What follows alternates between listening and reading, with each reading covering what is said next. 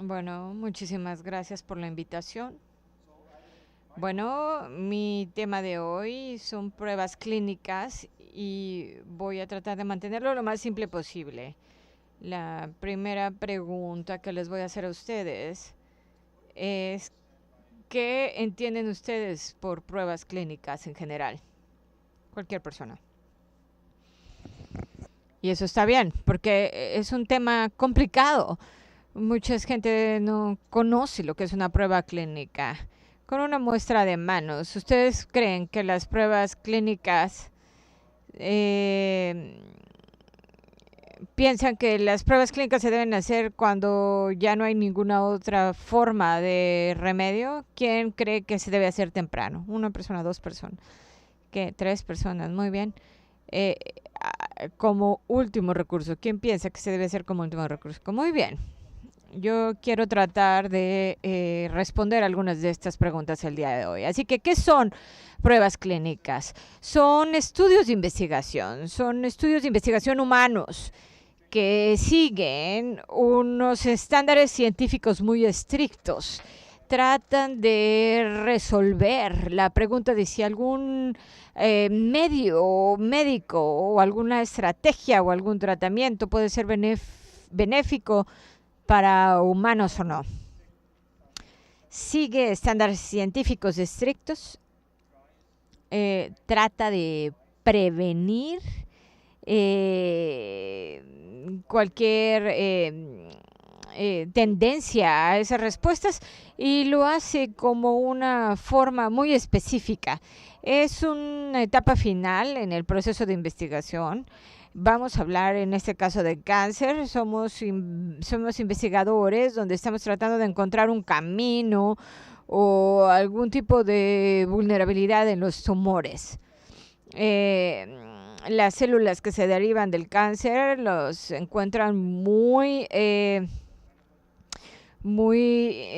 interesante lo que se está haciendo. Entonces se tiene un químico, se prueba en animales y entonces la siguiente pregunta es, ¿debemos tratar de probar este medicamento en humanos? Entonces las pruebas clínicas funcionan en esos casos.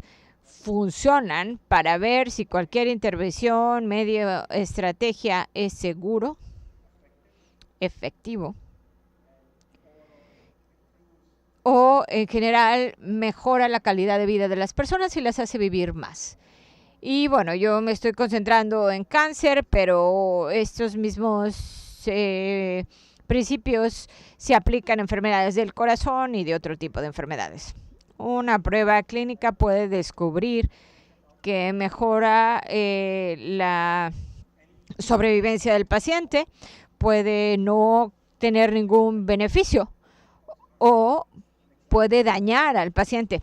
Y un ejemplo de eso puede ser la terapia de reemplazo de hormonas que se le dio a las mujeres después de la menopausia para ver si podía ser un buen tratamiento para, para este tipo de problema. Entonces, estos pequeños estudios lo probaron en humanos y finalmente este estudio de terapia de hormonas causó embolias. Bueno, estamos manteniéndonos en los hombros de la gente que ha participado en pruebas clínicas y que nos ha permitido responder si D1 era mejor de la reserción de D2 o si la radiación después del tratamiento o no radiación después del tratamiento o 2 quimioterapias mejor que 3 quimioterapias. Todos este tipo de preguntas muy relevantes. ¿Y dónde estamos ahora? Es porque otras personas han participado en estudios clínicos.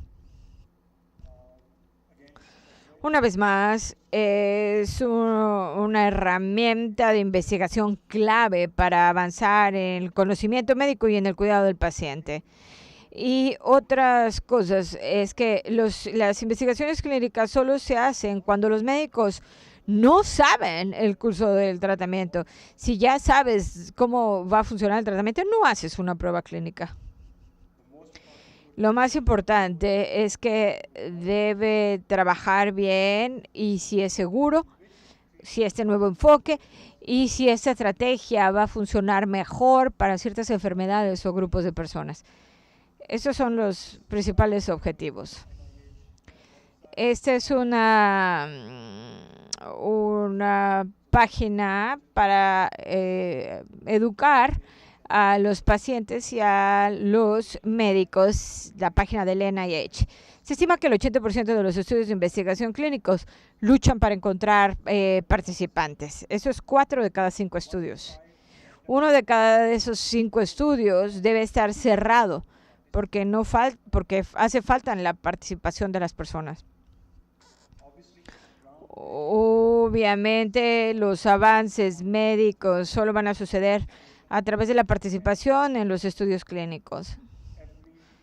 Y toda organización científica como NSCI, NIH, todo mundo recomienda la participación en estudios clínicos para el cuidado del cáncer. También es importante que las personas, cuando los médicos y los investigadores hablan con sus pacientes sobre las pruebas clínicas, ayude.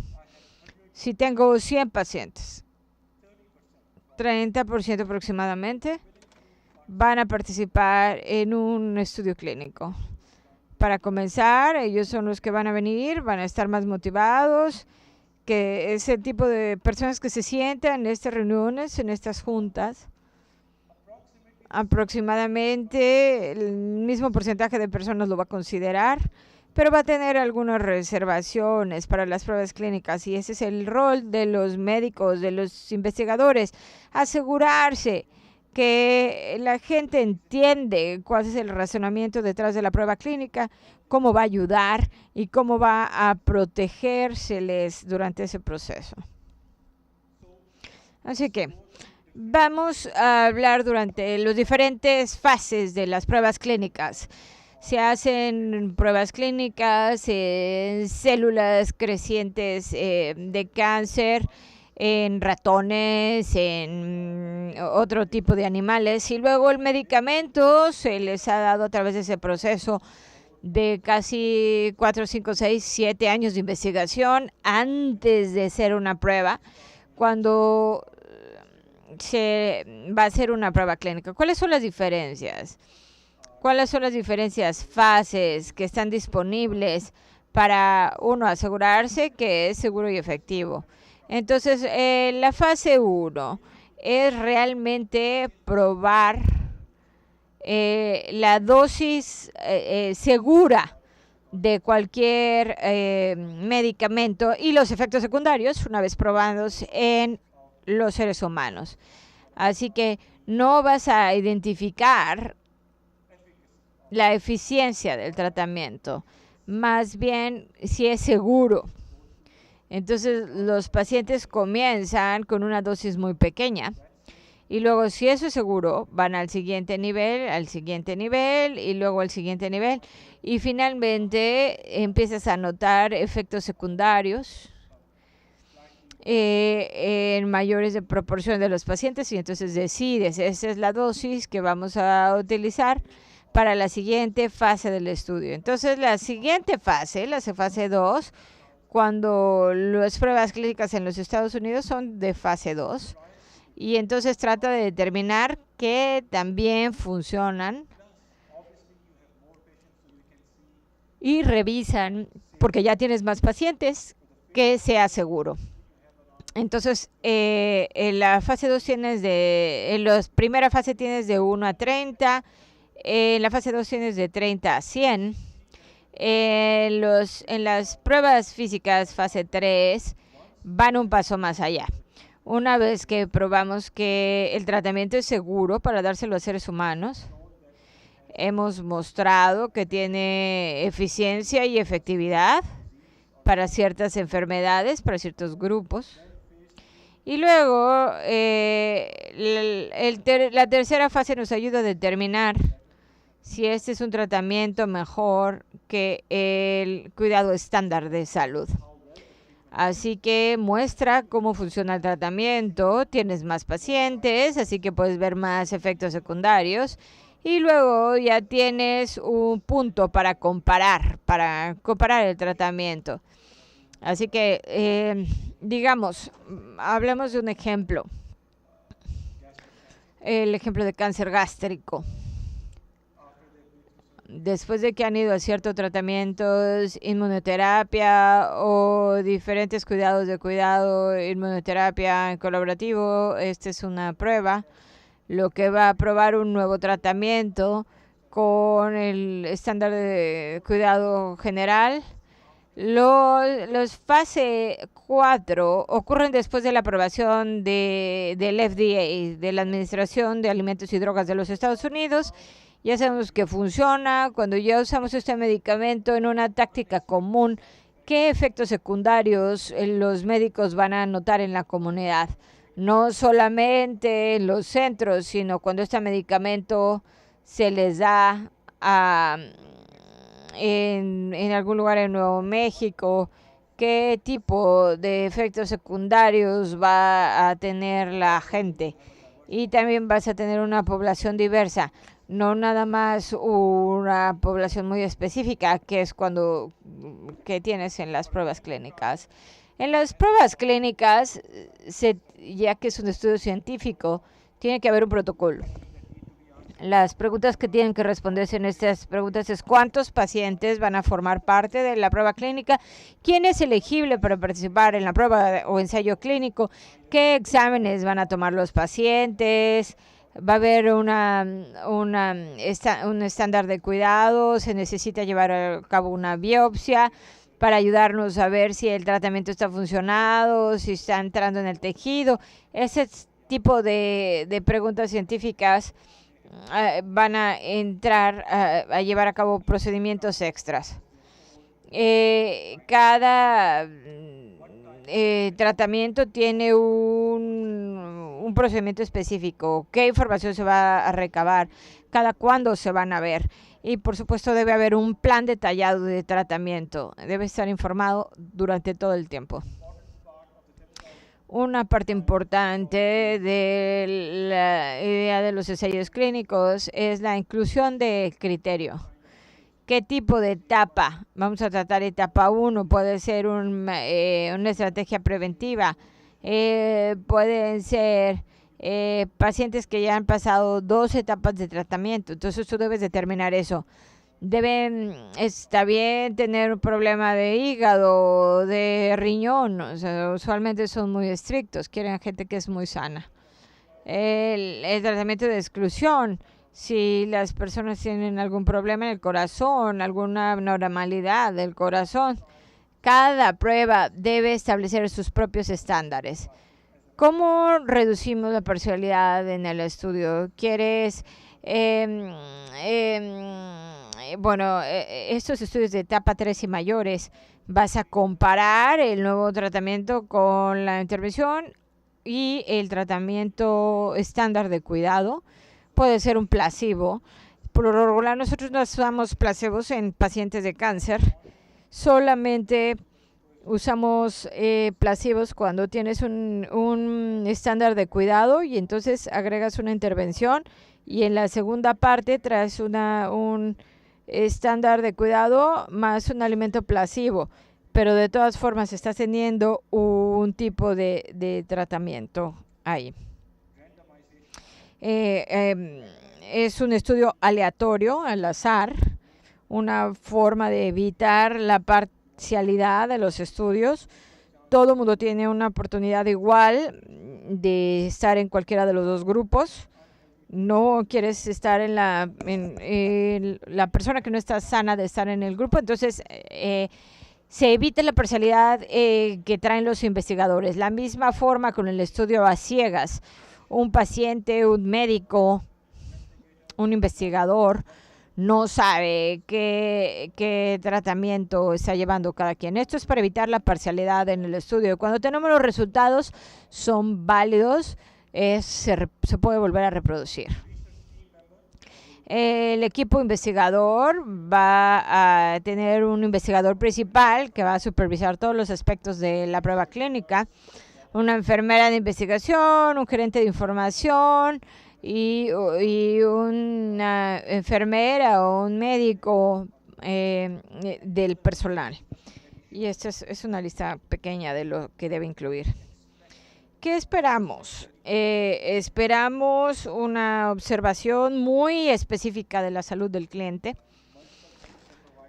varios proveedores de salud participando en su cuidado, y vas a ver una enfermera de investigación, un médico, vas a ver a varias personas en el proceso. Cuando mis pacientes participan en pruebas clínicas, su cuidado mejora mucho porque los monitorean muy de cerca. Monitorean su actividad del corazón, su actividad del hígado, del riñón. Están muy protegidos. Muchos pacientes necesitan viajar o necesitan estar. Entonces tienes que mantener la logística en mente también. Muchas veces se necesita unas notas. Se debe mantener un diario, una especie de cronología. Hay alguna responsabilidad también de parte del paciente. Y también algunas personas quieren que se llenen ciertas cosas de cómo te sientes, de la calidad de tu vida. Es tremendamente importante en pacientes de cáncer. Los beneficios. Para pacientes vas a tener acceso a nuevos tratamientos. Para el momento que la investigación llega a la etapa 2, etapa 3, entonces hay algo de data, información clínica, para poder tener la información lo más pronto posible. Y si lo tenemos, bueno, podemos obtenerla con mucho más anticipación de lo que deben recibirla. Se monitorea muy de cerca todas las funciones, la información, si el tratamiento es beneficioso o no. También va a ayudar el conocimiento científico y el resto de la comunidad y a la humanidad.